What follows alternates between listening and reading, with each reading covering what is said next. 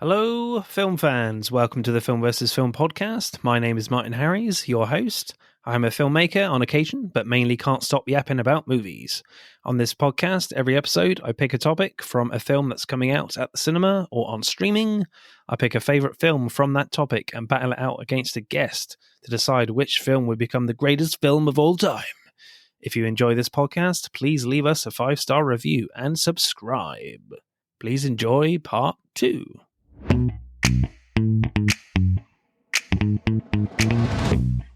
Hello, folks. Welcome back to part 2 of the podcast, where we are talking Planet of the Apes movies. And of course, you already know, surely, by now that this is the part of the show where I have a look at your Instagram responses from the previous episode. And that previous episode was about this Italian guy called Luca Guadagnino, a fantastic film director, and the Anorak Oasis podcast went with The Staggering Girl, a short he did. Realism, the podcast, went with Bones and All, my choice. And Andrew Corns, the host of the Revisionist Almanac podcast, went with Suspiria. So just a few responses for this week. Parker, I'm intrigued. Have you seen any? No. Right, moving on. Planet of the Apes.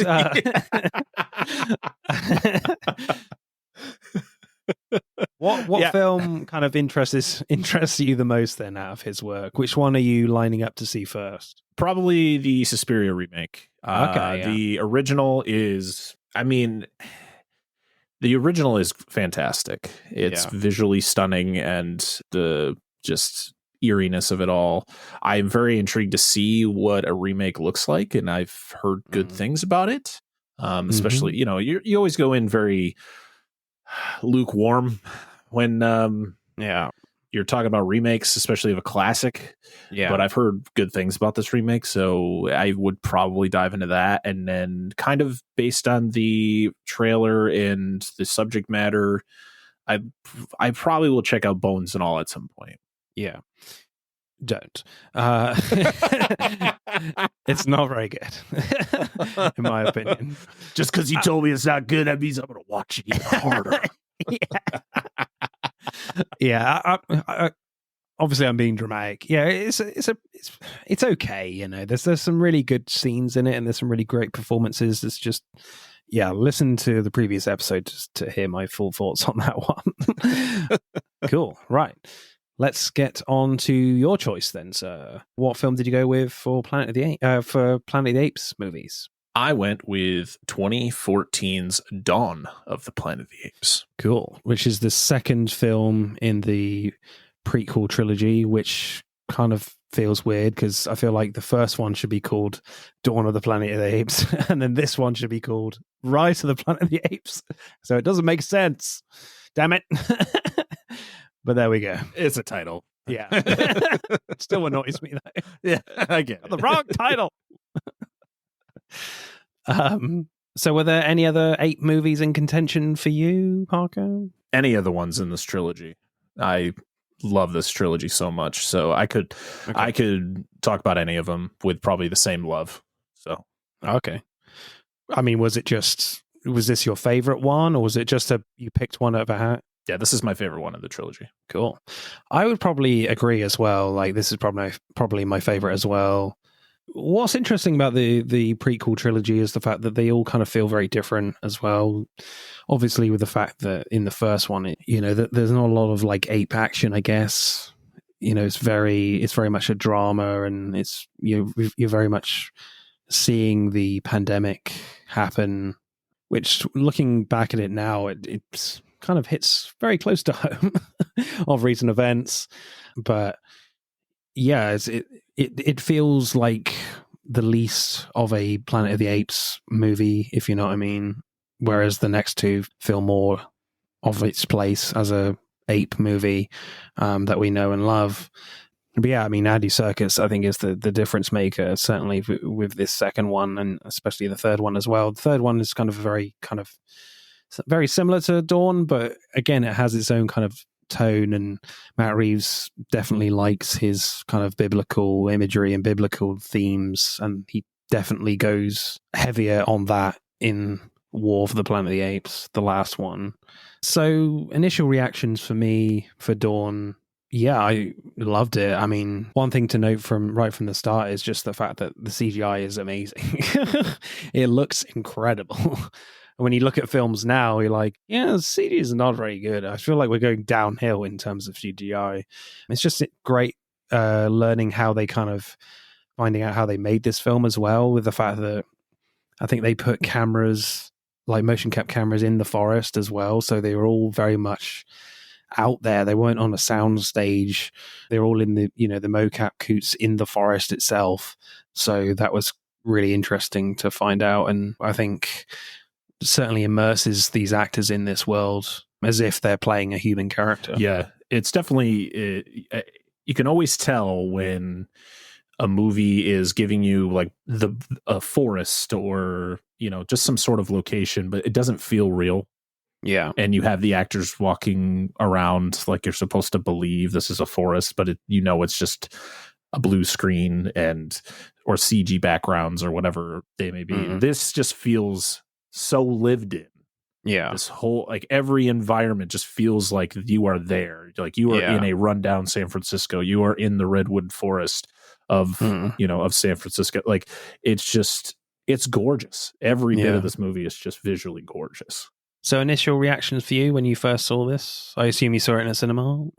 I did. I just based off of Rise, which I love so much. That movie is just so well done from beginning to end. And so I went to the sequel with such high expectations, and my expectations were exceeded to, way more than I expected it to be. It just visually blew my mind. The performances are amazing. I mean, Andy Serkis is a legend, bringing such iconic characters to life. He's already done an ape before. He did King Kong in 2005. Yeah. So he, you knew what he could do, and what he did in Rise was just fantastic. So to get to see like a new version, not a new version, but a more evolved version of Caesar, and getting to see a lot of the apes from Rise kind of coming back. You had Koba and I can't remember what the other one's name was. Ash. Rocket.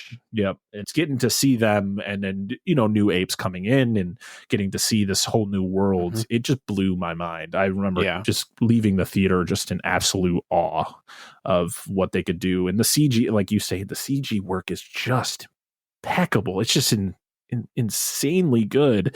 Like the details on the strands of hair, and the fact that you can zoom in really close on a CG character and it doesn't feel CG. It doesn't feel fake. Like you're not getting those effects. It's just amazing. Just everything. And they watched the Planet of the Apes original film and saw Charlton Heston naked and was like, yep, we are not creating penises on these apes. We are not doing that. Oh, no. Like it's there, guys. We don't need to show it. No. And we don't need to put clothes on them yet. It's not that far fine. into the evolution. Yeah.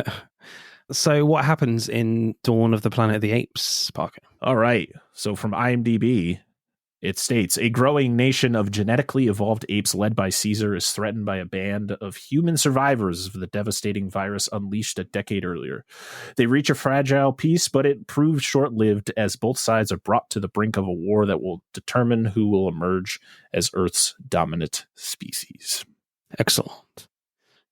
So directing then, I love the opening scene here where we just get this quite striking shot on Caesar's eyes with his white and red war makeup, and it just tells you right from the off that this is Caesar's story, plus that the CGI in this is going to be fucking amazing, as we've already stated already. I just liked as well that it's not too much action. You're left kind of wanting more for the rest of the film. It's just a little hunting scene where the apes sort of manipulate where the deer are running so they can pick them off for food.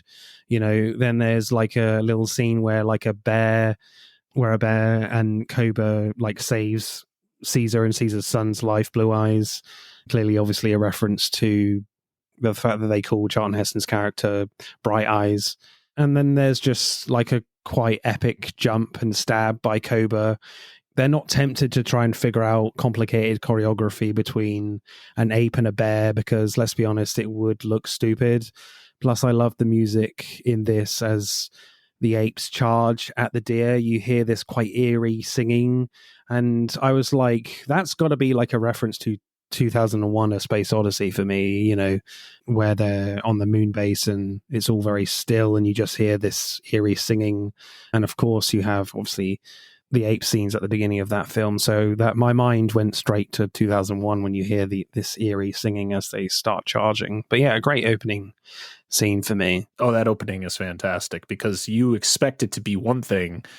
As you stated, you get the kind of the zoom in on Caesar's face, and then it comes out and you see kind of him on horseback, and you kind of see everybody, you know, around, and they're preparing for something, but you don't know what. But then it's just kind of a simple, well, not really simple because it doesn't go as well as you would think. This hunt, they're hunting, you know, and it's sloppy. There's, I think, even though technically this is a decade after Rise, they're still trying to figure out how to do things efficiently.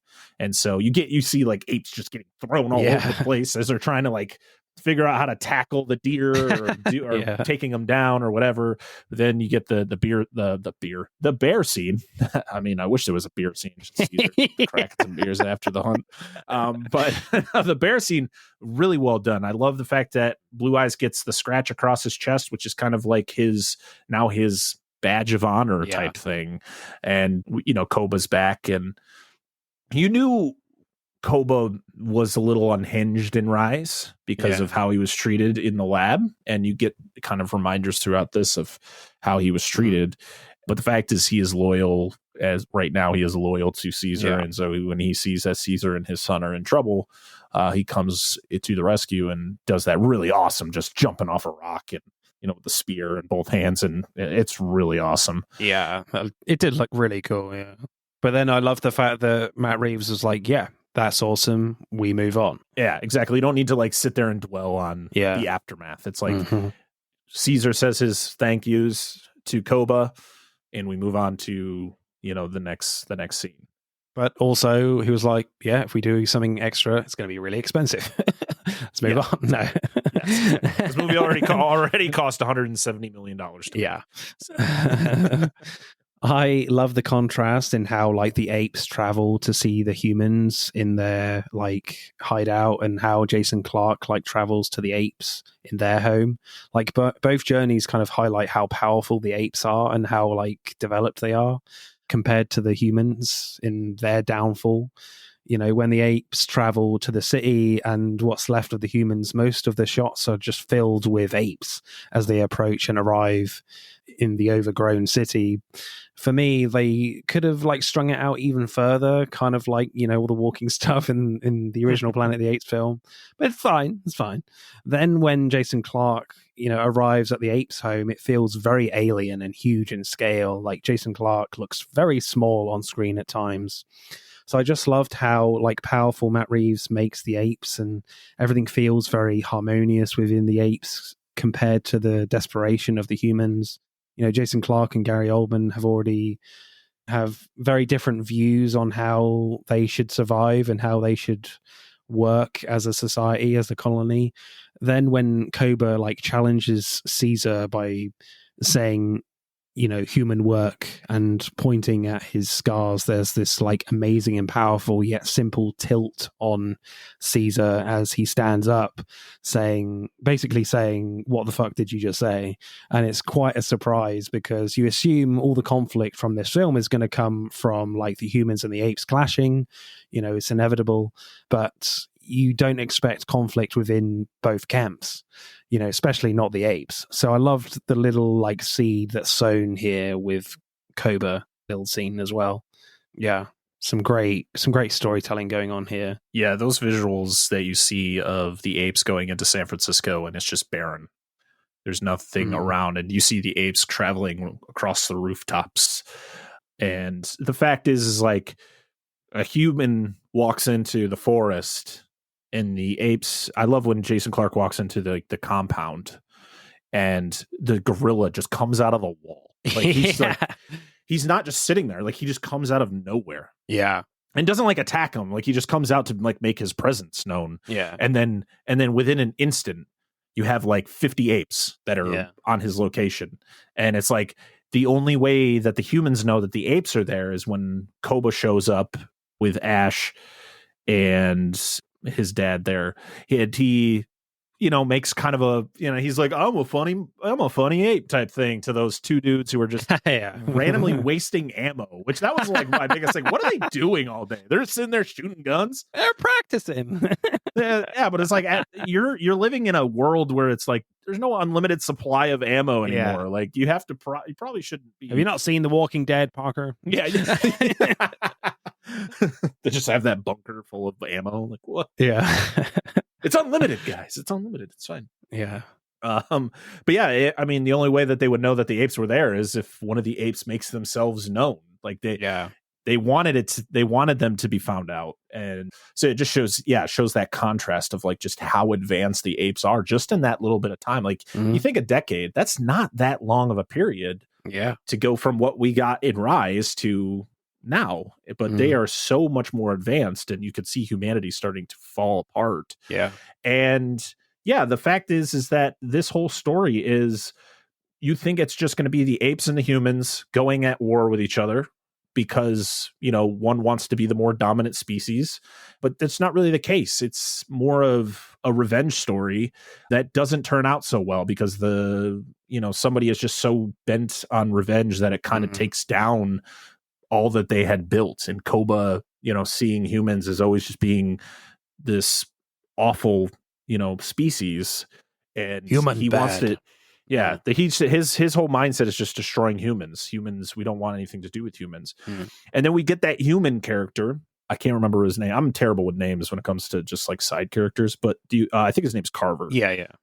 He was the one human of the group who was just dead set on like they're animals. They're apes. Like they're dangerous. Blah blah blah. And he shoots Ash, which kind of starts the whole thing. That's great as well, where they all kind of come and engulf them really quickly, and it's just very sudden. You're like, oh Christ, there's an ape right next to them, where the hell did they come from? So I love how like Matt Reeves kind of directs those moments as well. Just he's really good at just putting you in their point of view without doing like stereotypical point of view shots, using the camera like that typically.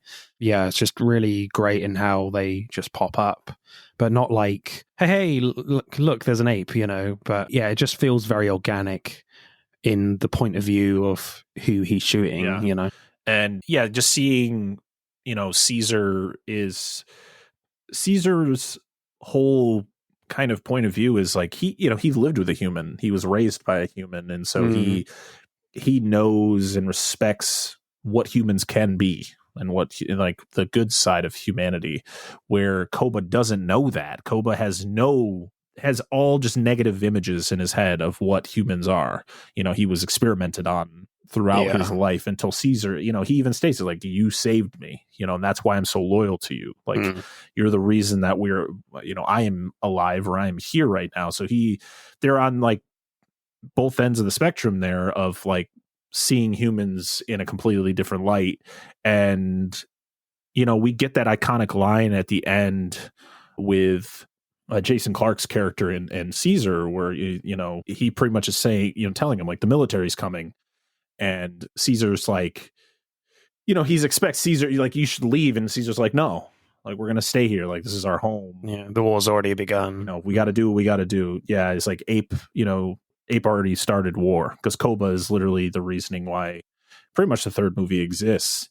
He started everything. And I think that's a really good twist, where it's not, because usually in this type of situation, it's always like the human characters, like they're the evil ones. So they're going to come and they're going to cause the problems. But in this one, like Gary Oldman's character, he's not in it that much, but he's not in it enough. Yeah. I didn't feel like I was missing him though in the film. But I also feel like I could have gotten a little bit more from him, like a little bit more backstory, or just not really backstory, but I guess like his visions on things, or his kind of views on things, where we know what he'll do. Like I think he's doing the same thing Caesar's doing. Like he's trying to just protect his colony or his civil, like his part of the world, but he'll protect it at all costs. And so that's why he has all the guns. He's got the tanks, stuff like that. I don't think he's going out there to push and become Napoleon and try to invade everybody that's left out there and destroy the apes. I don't think that ever comes across. But when the apes attack, he turns and goes, I'll take them all down with me. He's just doing what he feels is right. It's the same thing with, like, if the humans all started to attack the apes, Caesar would do the same thing. But we don't see that because Koba kind of screws that all up by killing Caesar, which is a very Julius Caesar moment, which is ironic, and taking over it's a Scar moment if you think about it, like Lion King. Like Koba is Scar in a way. Lots of scars on him as well. Yes, a lot. Yeah, I mean, even with how they use the language and where they use it, because I feel like with certainly Koba, a lot of his character is through his actions and how he's shot as well. And I think Matt Reeves does a great job there in choosing how his character comes off. When he is kind of the leader, he's taken over from Caesar as he's framed the humans for killing Caesar. And he makes an example of Ash where he asks him to like kill one of the humans. And he's just like, he just walks over to Ash and just like, okay, that's fine. Taps his shoulder and then just immediately just grabs his neck and just chucks him over the side in the city hall or whatever and kills him. You're like, oh my God, he doesn't say anything in that. So that's certainly a scene that for me that really just, brings out his character without even saying anything, which is great. And I think the final battle is really great. And again, the fighting styles kind of show off their characterizations as well between Koba and Caesar, their differences. Koba kind of shows off his recklessness and brutality, and with Caesar, he's a lot more like measured with his attacks. He recognizes that Koba was injured in the ribs and hits him there a few times, whereas Koba never tries to hit Caesar in his bullet wound. For most of the fight, Caesar is literally just like swinging away from Koba and defending his blows. And when Caesar does strike, he's using like Koba's strength against him, where he like catches that pole with his feet and then hits him with it. That was especially cool. So it feels like they've put a lot of effort in how this fight would play out at the end, keeping to these like apes characters, as well as having explosions in there too, which you want, I guess, in a blockbuster movie, big budget blockbuster movie. So yeah, I think choreography wise, there's not a lot there, but like, and also I feel like, there is great scale as well. The fact that it's on a big tower, but yeah, but their main focus is just still on how these guys move, being true to their character that we've seen throughout this film in a very climactic battle that feels right. It feels natural and very true to their characters. Yeah. There's a lot of, I think this movie is just full of contrasting the humans and the apes. You see when the apes are traveling through the trees and how quiet they are as they do that. And then humans aren't quiet. It doesn't matter how hard they try. They're just not as stealthy as these apes are. I mean, like I was stating with Jason Clarke just walking into the compound and the fact that the gorilla just pops, like this is a huge animal that just pops out of a random hole in the wall, so like with no noise, and then they all show up. But it's like they've got like a secret alarm somewhere that we don't know about.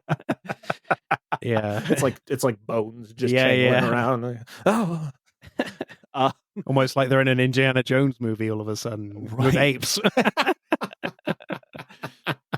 Museum that way. Sorry. It belongs in a museum.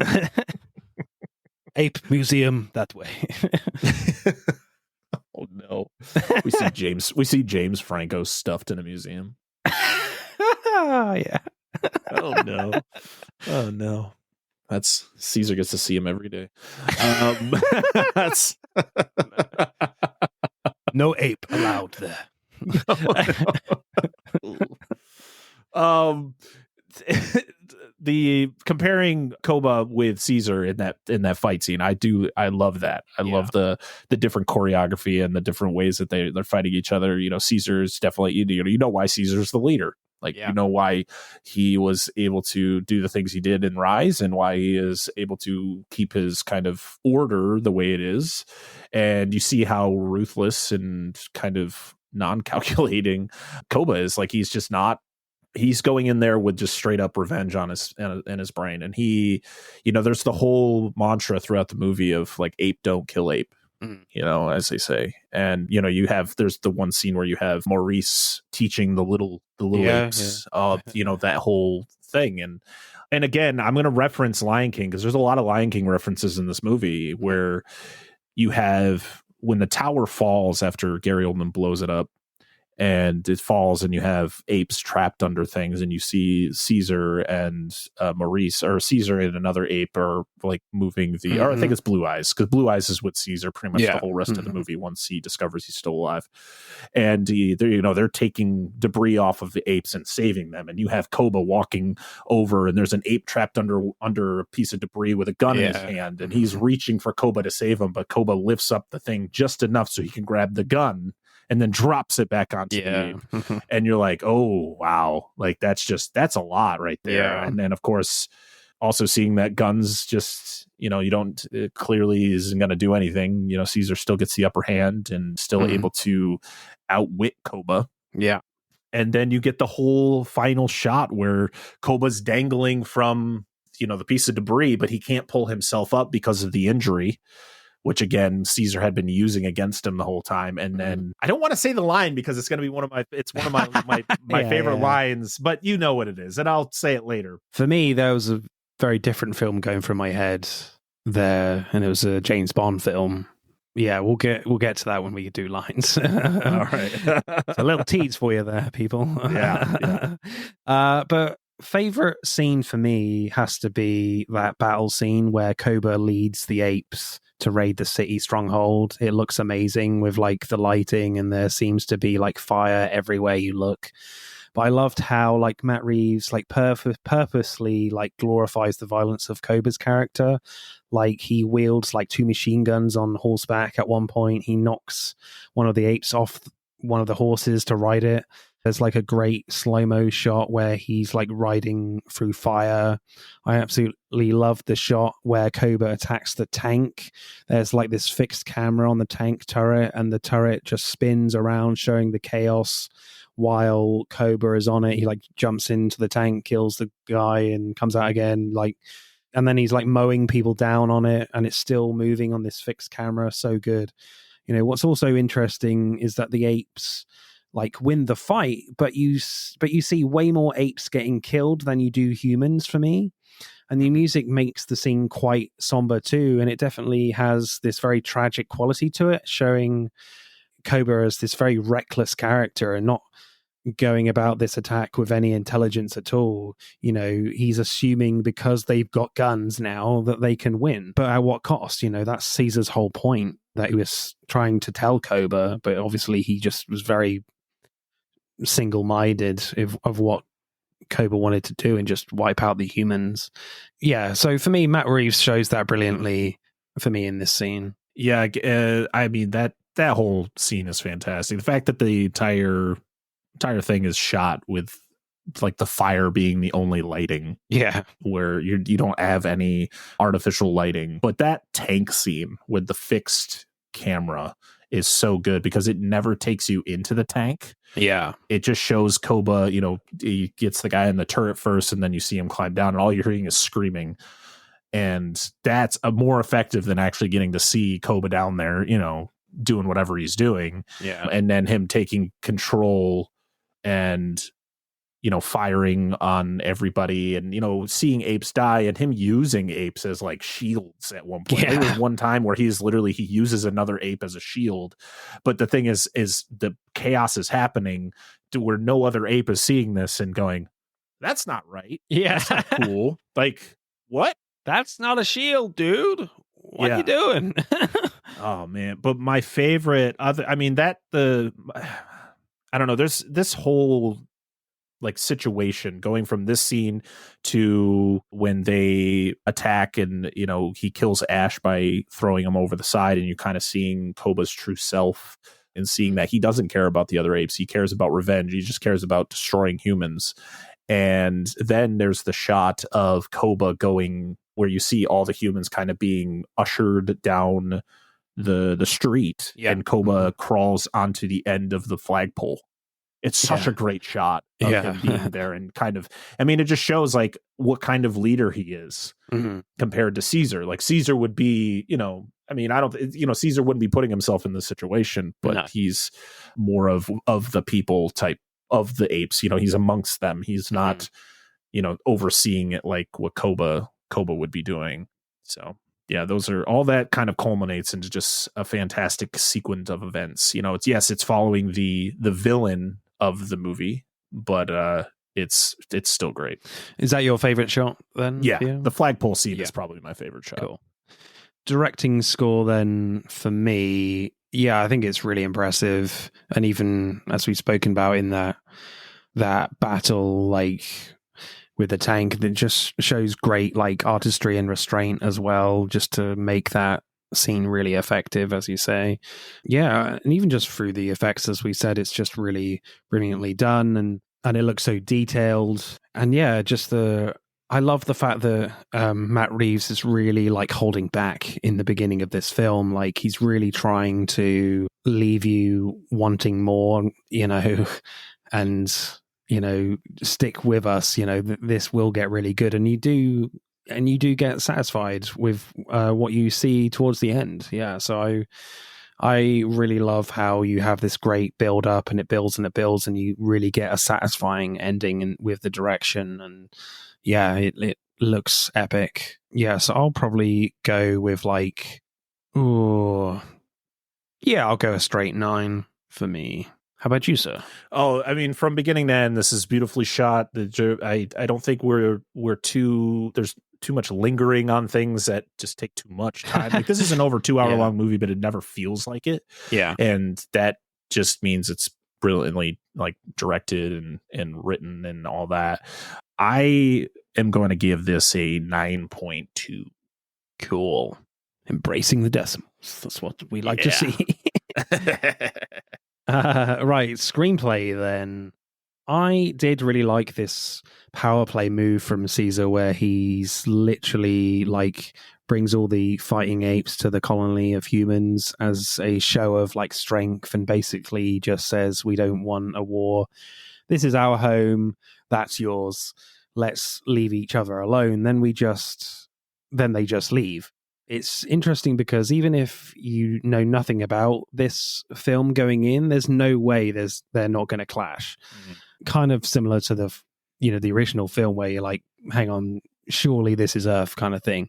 There's an anticipation that you're going to get at some point. It's just a matter of when. So in some ways, Matt Reeves is like showing us that, and just like, look, trust me, I can make a war between humans and apes look awesome. You just got to wait.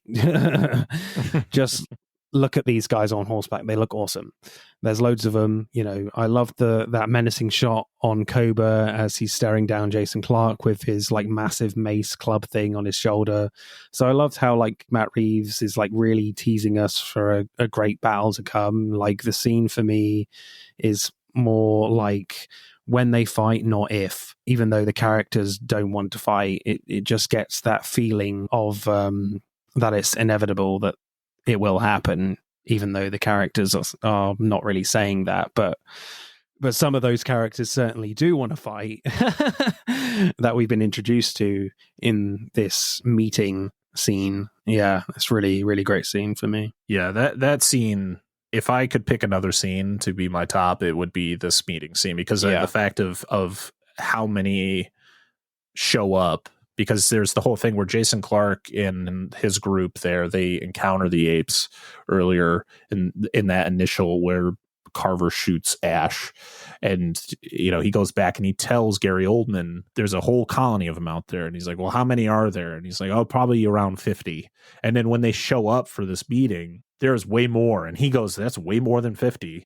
But you could see like the general shock on Gary Oldman's face as he sees this. And then, of course, like the shocked face even gets bigger when Caesar starts to speak, because no one has ever heard the apes speak other than when Jason Clarke and his group hear him say, he says no, right? It's, because Koba was going to come in and, they were going to kill them, and Caesar stops it. And so, like, this is the first time, like, these humans have ever heard the apes speak.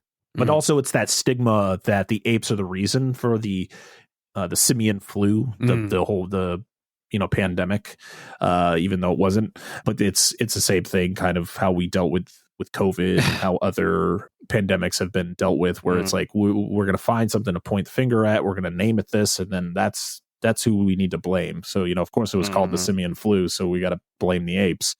Yeah. So I think, that whole scene with the meeting between the apes and the humans is just so well done. Koba with his just absolutely terrifying face. He's got the cloudy eye and the scars, and he's got that club, and he's just menacing looking. And Caesar's just like, listen, this is your home.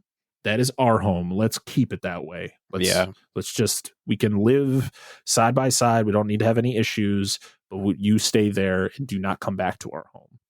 And what does Jason Clarke do like 2 seconds later? He's like, I'm going to go back. But that's what I mean. Like, it's a great meeting scene, and Caesar does not want to fight, but like, you get this feeling that, they are at some point, this is a action Planet of the Apes movie. That's not a negative thing. It just builds anticipation. Right, because we're seeing, I think the thing about this movie is we're seeing kind of a divide with the apes, because you have the apes that are seeing, the potential weakness in Caesar because he is putting his trust in humans, And you're seeing Koba's point of view, where, the humans are nothing but trouble. Look at me, type thing. And so you have these misconceptions of what's actually going on. You got Koba doing reconnaissance with 2 other apes, and they're seeing all the guns and the tanks, and they think that the humans are about to attack them, even though there's never any mention that that's what was going to happen. Like, Gary Oldman never comes out and is like, we're going to go to war with the apes. No, that's what Woody Harrelson decides to do in the next one. Yeah. Koba just meets the 2 stupidest humans, frankly. yeah, pretty much. And so, we've seen this kind of story before, where you have the leader who is doing the right things, but of course is showing, I wouldn't say weakness, but he's just showing compassion, and he's trying to show understanding that, we know how it can be where one species thinks they're more superior than the other.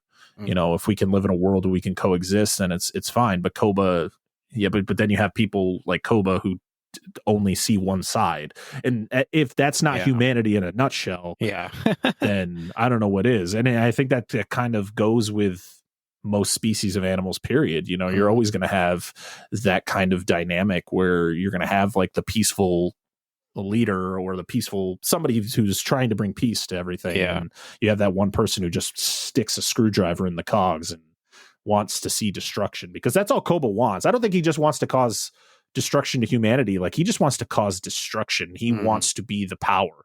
Oh yeah, definitely. I definitely love how the way his character plays out, Koba, in the film, because like in the beginning, like Koba and Caesar couldn't be more united. Like, Koba saves Caesar's life, by killing that bear. But as soon as the humans show up, like Koba's like, we need to kill them all. And kill them while they're weak, especially. But Caesar's like, no, if we go to war, a lot of apes will die. You get the sense that nothing will change Koba's opinion about humans. What I found interesting, though, and clever, is that when like Koba finds that all these guns and the humans training with them, he goes back to their home to warn Caesar, but finds them in the dam helping the humans fix the dam, and basically just confronts Caesar, saying that he loves humans more than apes, and does not do like the more logical thing and warn Caesar about all these guns. Koba is so angry that his hatred of humans just takes over, and Caesar just puts him in his place with like a great beatdown. So Koba basically decides to like manipulate his son, saying Caesar's son, Blue Eyes, that your dad like loves humans more and is like really vulnerable now. So just to warn you. And then basically frames Caesar's death by shooting him with like a human gun, and says like the humans set their home on fire. So I just like how clever they make Koba in that, you know, that he's kind of learning from his mistakes kind of thing. And he uses manipulation and their fairly new language skills to go to war. And from there, like, you know, the battle lines are drawn. That's why I think the screenplay is just so fantastic, because it really, there's no, at least to me, I didn't see any like plot holes or anything that kind of didn't make sense to why things were happening. You know, Koba does what he does, and you know the reasonings behind it. You know, if you had seen the prior movie, you know exactly why Koba doesn't trust humans and wants humans gone, you know. And it's not like they just made this character to be like, he's angry, you know, humans are bad. Like, no, he has a backstory, and Caesar has a backstory, and that's why Caesar is the way he is towards humans. And it all makes sense. Now, some of the apes that are in that community might not understand that, because they haven't been around maybe as long, or they don't know the full story of what Caesar had done. They just were able to join this, or they were born into it, or, you know, and that's kind of where we get Blue Eyes. You know, Blue Eyes has only been told the stories of what his father did, because he was born after the events of Rise. So he is just getting told the stories from his father, his mother, Koba, you know, from anyone who knows. Maurice probably was the one who primarily told him, because Maurice is kind of the storyteller. He's the one who is kind of giving the information on kind of the history of the apes and teaching the younger apes the ways. But Koba, you know, did what he felt was the only way he could take control. And, you know, by killing Caesar and framing it on the human. I love the fact that it makes me laugh, though. It's like he shoots Caesar, and then like when they see the gun is laying there, and then it's just the dude's hat. Like, why would his hat be there? Like, I felt like they probably would have been like, it's a human gun, so clearly it's probably a human. But Caesar would have been the only one to realize that it wasn't a human. Well, he looks directly in Koba's eyes, you know, he sees it. So. Yeah. So, I mean, also Koba didn't realize that Caesar was going to survive. No, he didn't really plan that out too well. No, that's the thing. That was what's really interesting with Koba's character. Like, he thinks he's being really clever with his newfound like language skills and how he can kind of manipulate, you know, his fellow apes by framing Caesar and things and manipulating them in a way to really highlight that the humans are bad. Like, trust me, they've killed Caesar. But also, like, it's highlighting that he's not the cleverest as well. Yes, he's fought through this plan, but he's underestimating Caesar and his followers as well, because obviously he's being so different to how he's leading the apes compared to Caesar. And the recklessness comes through then when he is powerful, he's power hungry. Like, a lot, you know, as you said, Parker, at the top of this part, that, you know, we've kind of seen this story before, but what makes this really great is that, and unpredictable in some ways, is that throughout a lot of the other ape movies, the apes are united. In the first movie, frankly, the apes are pretty united. They're all very trusting in Dr. Zaius, even though he's pretty dodge anyway. Whereas in that film, you don't really see any like ape divide until the very end. Whereas with this film, the divide is happening fairly early on, and because they're apes in the first place, like, you don't expect this. Yes, they have like newfound intelligence because of what the humans have done with the simian flu, etc. But yeah, you still kind of like, oh, okay, this is different. You don't feel like this should be happening. You expect it from the human characters, of course, but that's why it's just, there's a lot of like, there's a great contrast here between these two sets of characters, the humans and the apes. Yeah, because also it's the fact of like, I think some people might be like, oh, the humans are the only reason that Caesar survived. I'm like, oh, well, that's the point. Yeah. Even though the apes are more like they're more evolved in this movie, and it's been a decade and they have clearly changed a lot, there's still things that they don't have that the humans still have that can help them. You know, you have the whole plot with Kerry Russell's character where she has medical supplies and she helps Cornelia get better because she's sick. She just had the baby and then she's not feeling well. But the apes don't have medicine. They don't have like medicine to help her get better. It's kind of just as most animals survive. It's, you know, if an animal gets sick, either they're going to get better or they're going to die. You know, it's kind of just the way of things, where Kerry Russell helps get her better. And then once they find Caesar, who after he gets shot, when they find him, and then she does surgery on him to get him more improved. And then, you know, you have that final showdown where it's like, it's fun to see that it wasn't two apes going at it that are like at full strength. I like that Caesar is not at 100%. And then when he attacks Koba and slices him up, now he is at a disadvantage. And we talked about it earlier, the fact where it's like, it shows the true intelligence of Caesar, where Caesar's using that injury against Koba, where Koba's just sheer brunt force. He's just trying to put out the most damage he can without any actual strategy.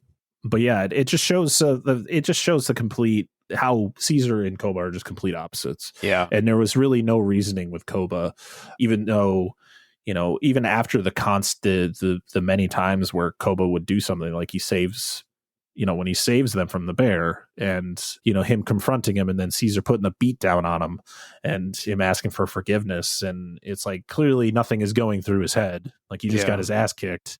But it also shows the fact that even I just don't feel any of these apes were really on his side. It was all based on fear.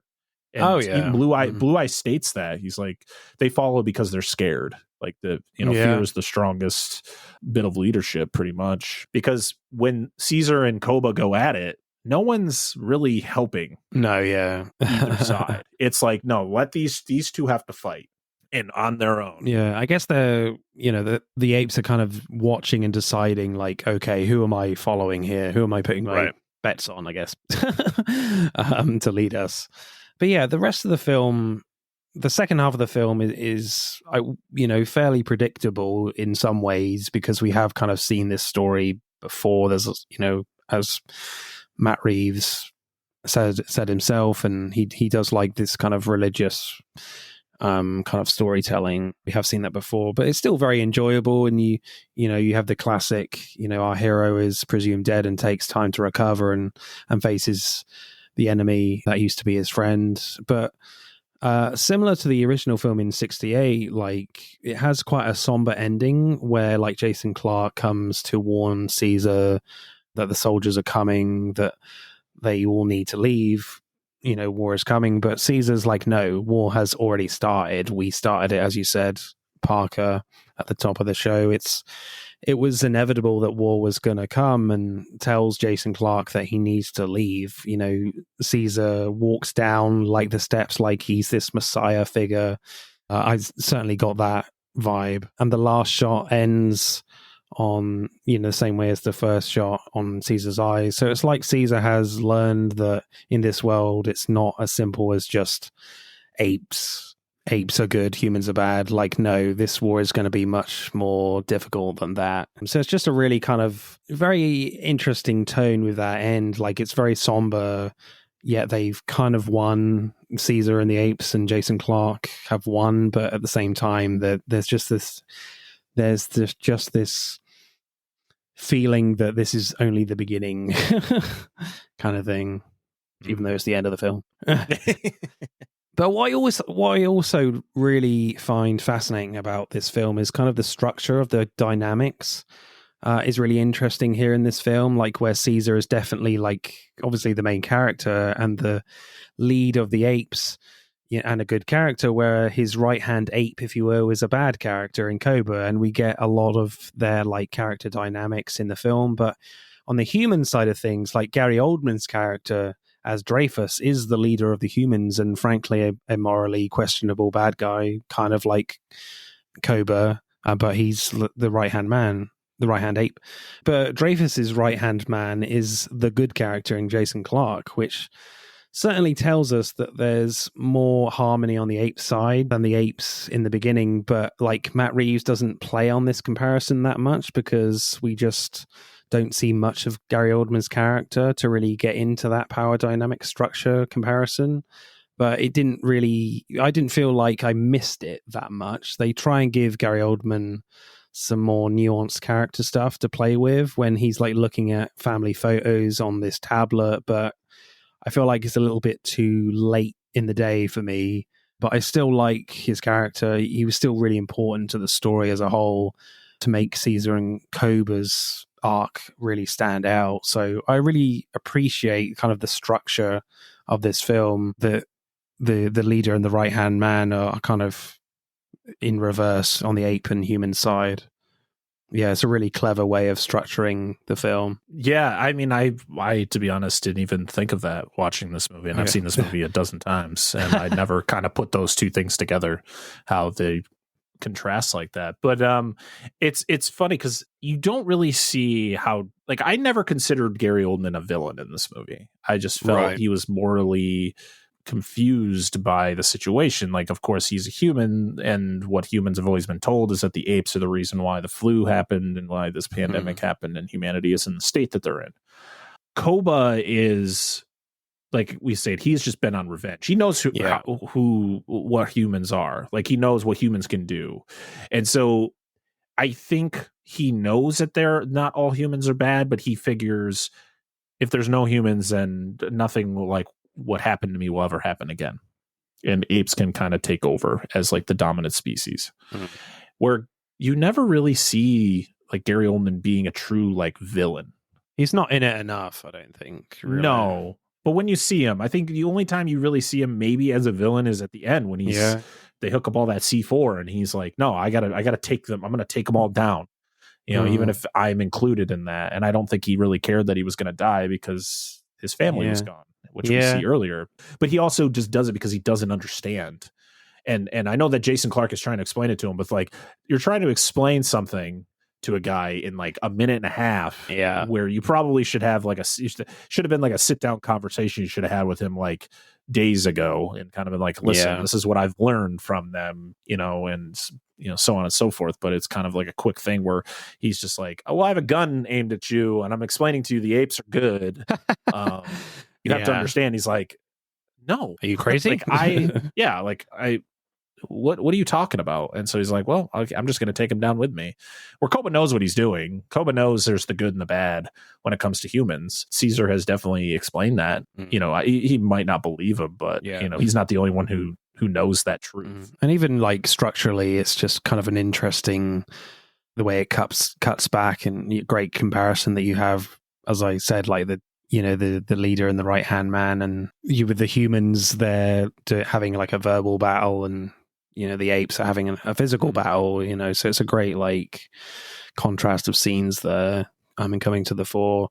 I guess maybe it could have worked a little bit better it still works really well. I feel like there is a sense that a little bit that you're like, can we get back to the apes fighting, please? But because the actors are so good, like Jason Clarke. I mean, Jason Clarke is no Charlton Heston, let's be honest, but like, because you got Gary Oldman, certainly one of my favorite actors, like, because he's there, you're like, yeah, there's enough here to keep me in this scene.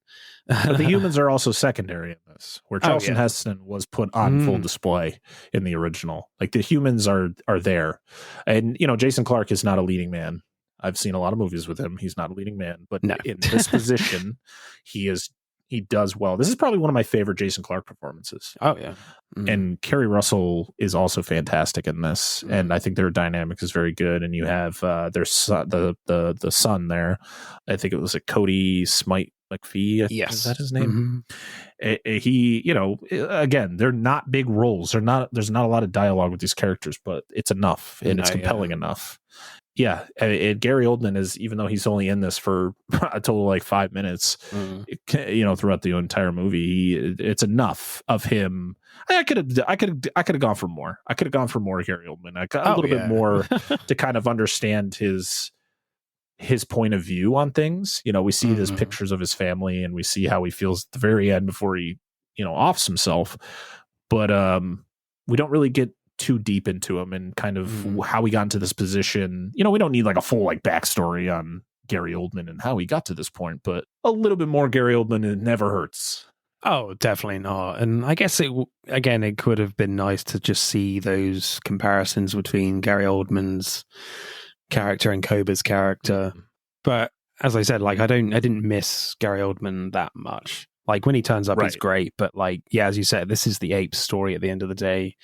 But it's just nice to have that kind of comparison as well. Yeah, and the Apes performances are just so good that again, you're not clamoring. I'm not like, oh, where's Gary Oldman? It's like, no, I just want to see these conversations. Like even when there's no actual like verbal dialogue, it's all signs, because when the apes are together, they're signing majority of the time. It's when they're around the humans that's when they're speaking. Yeah. So I really love that dynamic too. I love how they kind of incorporated that, where it's like the apes don't need to talk to each other verbally. Yeah. You know, they all know signs, so they all are able to communicate that way, and it's done so well. Well, yeah, it's done in such a way that like there are some apes that are more advanced in talking than others, and you know there are some apes that just use sign language, and there's some apes that have learned certain words, and you know, whereas like Caesar, his vocabulary isn't incredible, but like he can basically hold a conversation with a human just by speaking, and he recognizes that, you know, that he has to sign with some of his ape friends to communicate. He still has to do that, you know. Talking of signing, favorite subtitles or lines. For me, I'm going for one of my favorites is certainly one that sums up the whole movie and is great setup for the film, where I think Caesar is talking to Maurice and Caesar says, good, bad, it doesn't matter now, humans destroyed each other. And then Maurice is like, apes fight too. And then Caesar says, but we are family. You know, that's just a great little setup for the film. Really simply done. And Gary Oldman, when they arrive to meet the humans, and he says, that's a hell of a lot more than 80, is great. And my favorite line for sure is just one word, and it's when after Koba shoots Caesar and Maurice simply says to the human characters, run.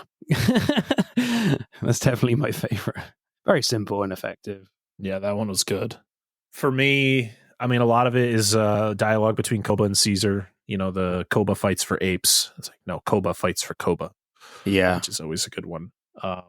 Koba, not ape, or Koba, no ape, or something like that at the end as he falls. Yeah.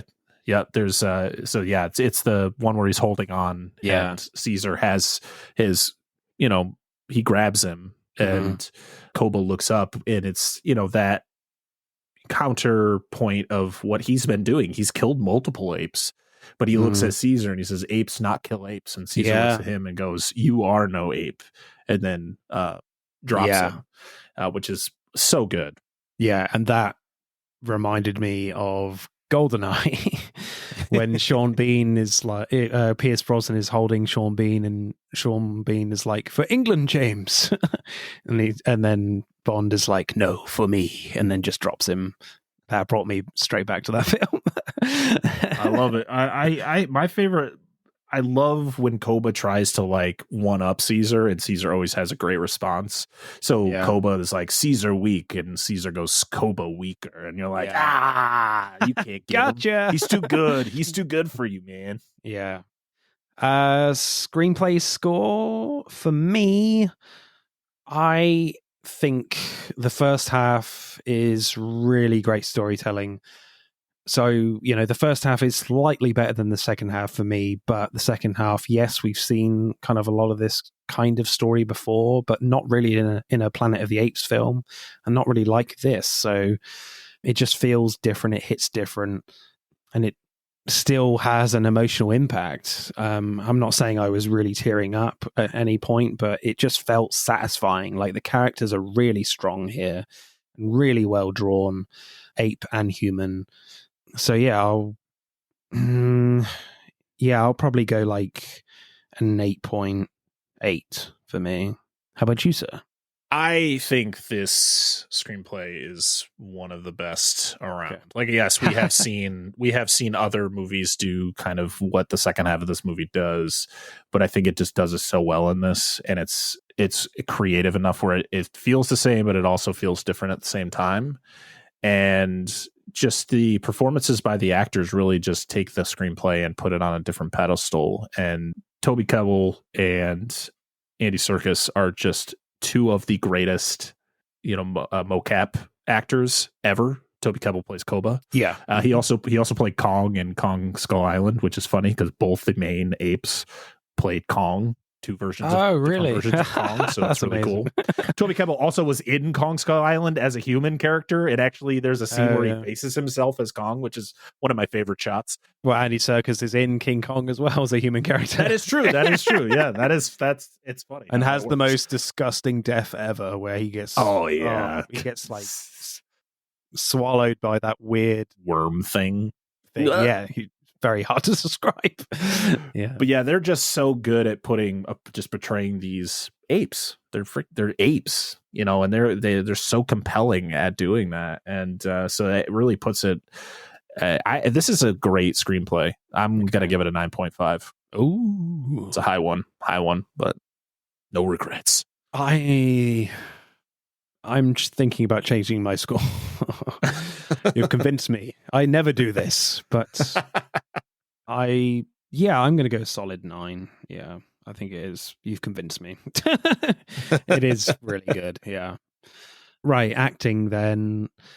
I loved Gary Oldman in this. Like, we don't see him that much, but I loved the speech, especially he gives on the balcony after they all meet Caesar, and he's very clearly very scared, but trying to like cling on to some sort of authority in the tone of his voice, like to keep some order, etc. He's very much blurring those lines between fear and defiance in that scene, and certainly throughout the whole movie that when he is on screen. So yeah, I feel like in films like this, you really need like a really great character actor like Gary Oldman to give the film like an extra push, an extra bit of oomph for the film, and like Gary Oldman is the perfect guy. You don't want someone to like really take over, like sometimes you get that, and he's, as we said, he's not in it too much, and yeah, he's just a really great presence in the film and just dotted around the story that really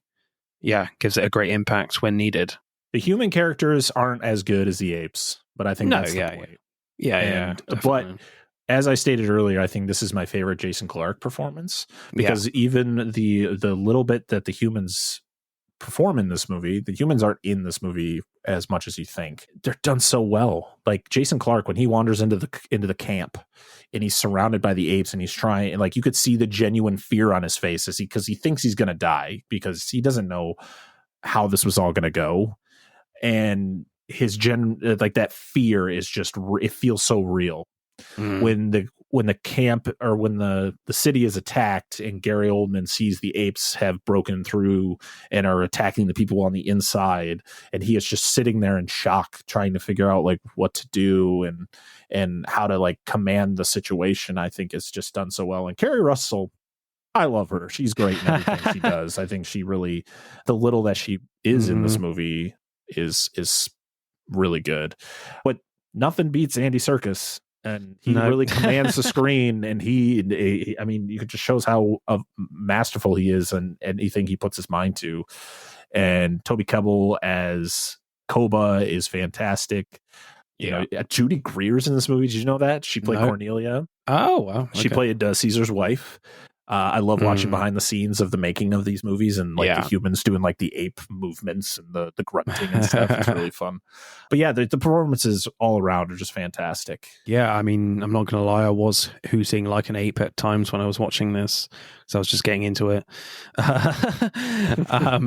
I definitely loved like the little scene with Toby Kebbell, who plays Koba, when he meets these dumb humans under the Golden Gate Bridge when they're playing with their guns. Yeah. It feels very tense, and his eyes are very still, and you have no idea what he's going to do as the music builds. And then Keble loads a huge raspberry, as we say in this country, but basically, makes a massive fart noise and acts like a normal ape, like you would expect in a zoo, like dancing around. He's got this happy expression on his face. And then as soon as he leaves, his face changes back to the grumpy Cobra that we know, like nothing has happened, which is all Toby Keble's work. The effects guys have just got to match up the face correctly to make him look like an ape. Then we get that scene again practically from Toby Keble when he kills those guys in the end. In the next scene, he takes their guns and plays with it, and he changes his face so quickly as he shoots them. It's just really great just watching Cobra's face and seeing what Toby Keble is doing with that. Yeah, that slow pan over too after he shoots the one guy and his face changes. Yeah. And then it's like that slow turn to the other guy as the guy's like in complete shock and trying to figure out what to do. And then he just shoots him too. Oh, yeah. It's a fantastic scene. I think Andy Serkis is so good in this, and there's just so many moments where he's using his posture and his facial expressions to communicate with his fellow apes, like to make them stand down or make Cobra stand down, or just to make all the apes just look to him for leadership. And but what's great about this film as well is that there's some really emotional stuff that Andy Serkis gives off, and I loved the scene between him and Blue Eyes, the actor who plays his son, are amazing when he goes back to his old home in Rise, and his son meets him after he's been injured and he's healing, and they have a great moment there. And it just looks so emotional. The eye work with the CGI, how they're matching it up with their performances is quite remarkable. Definitely one of my favorite scenes there, where, Blue Eyes is being really honest with Caesar that Cobra is manipulating everyone, and, he's killing apes and stuff for his own gain. It's so good, that scene, for me. And it's all in the eyes. Yeah.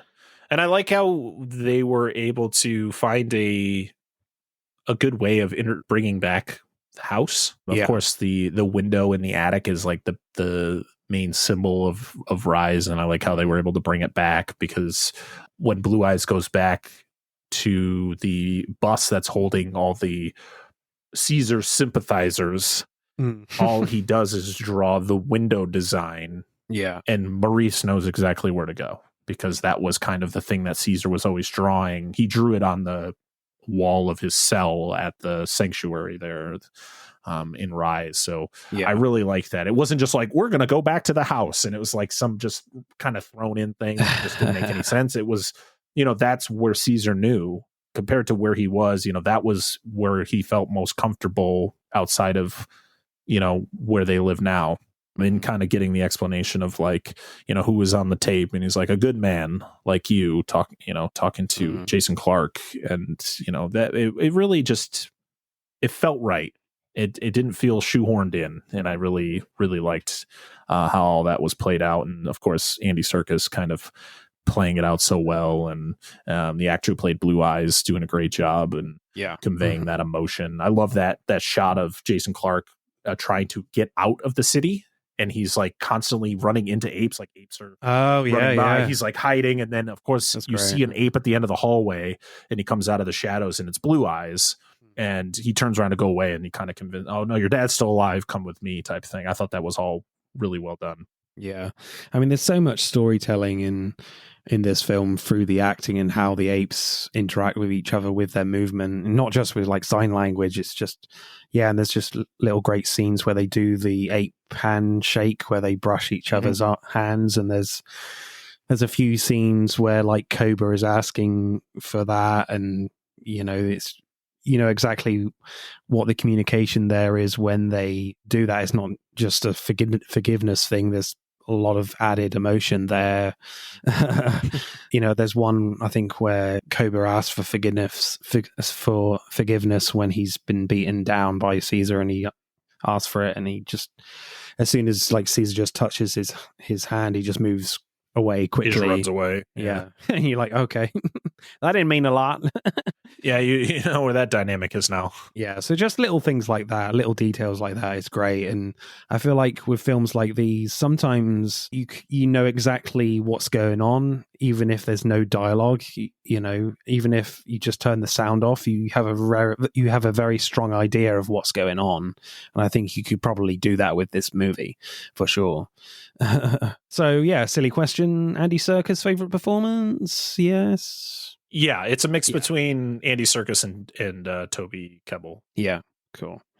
Acting score for me then, yeah, I think it's really good. Like, Andy Serkis is the master of mocap for sure. And as we've kind of spoken about, like, a lot of his communication is just with the eyes and the expressions on his face. He doesn't really have to say much. He doesn't really have to talk in this movie to understand what he's saying.